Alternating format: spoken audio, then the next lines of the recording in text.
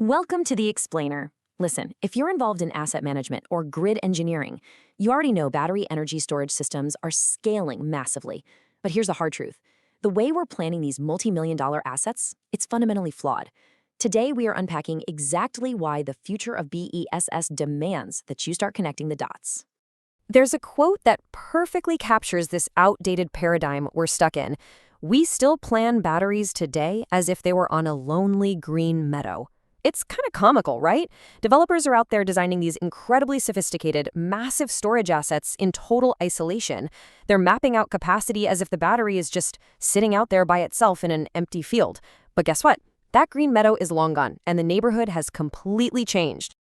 In the past, it was all about isolated containers. You drop a standalone battery onto a site, hook it up to the main grid, and call it a day. Well, that model is officially dead. The future, it's the industrial cluster.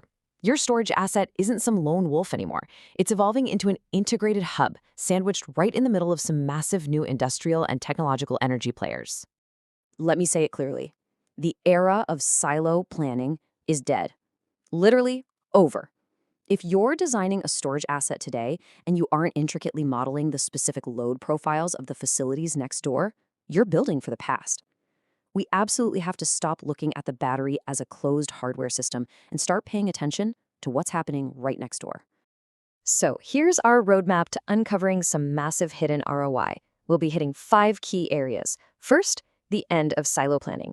Then, meet your new neighbors. Third, grid as a backup. Fourth, the 30% penalty. And finally, the integrated energy ecosystem.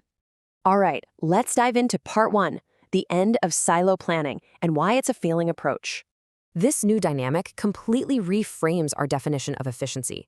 Because think about it, a storage system that doesn't know what its neighbor is doing is, by definition, highly inefficient.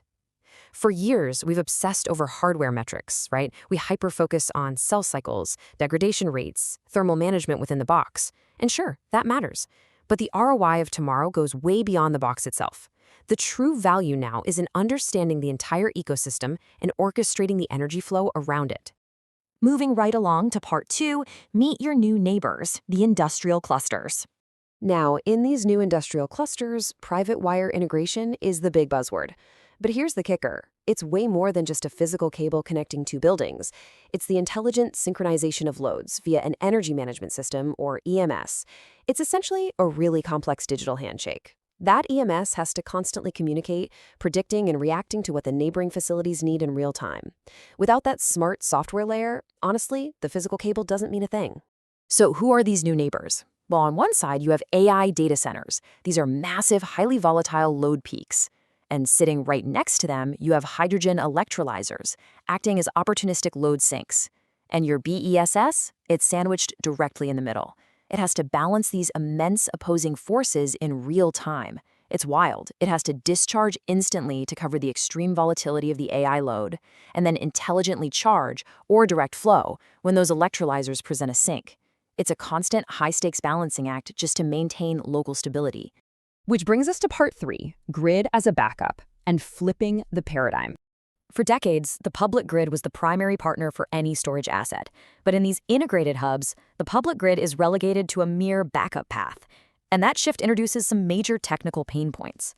Relying on a localized system packed with volatile AI clusters and hydrogen electrolyzers demands entirely new levels of high-frequency stability and vastly faster response times.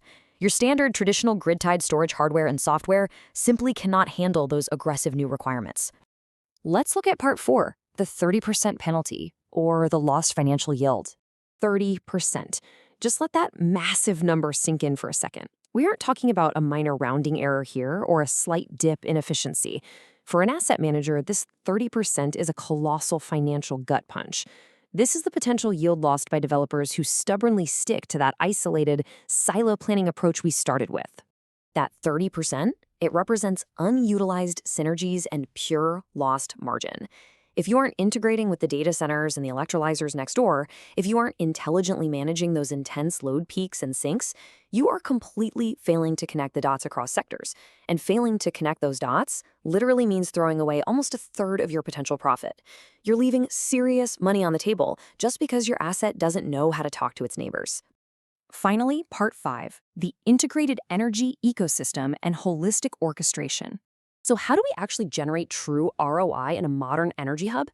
It really comes down to 3 steps. Step 1 is peak shaving. Your smart EMS uses the battery to instantly shave those massive, incredibly expensive AI loads. Step 2 is sector arbitrage. This means intelligently shifting energy between sectors within your cluster, like directing power to the hydrogen electrolyzers when it's cheapest and most abundant. And step 3 is holistic ecosystem orchestration. This is where the whole shebang comes together. The battery becomes the actual brain of the operation, harvesting every single possible synergy across the entire industrial ecosystem. The bottom line is this: the era of the standalone asset is over. The future belongs to system integrators, not just hardware providers. The days of simply dropping a metal container of batteries onto a concrete pad and walking away, those days are done. Success in this space today requires holistic system integration. You need planners and companies who can orchestrate the entire puzzle, rather than just handing over a single, isolated piece. I want to leave you with a provocative thought to reconsider as you look at your own project blueprints. Are you planning a standalone product, or are you planning the heart of an ecosystem? Because in the industrial clusters of tomorrow, that standalone product is already obsolete. Thank you so much for joining me for this explainer, and I will see you next time.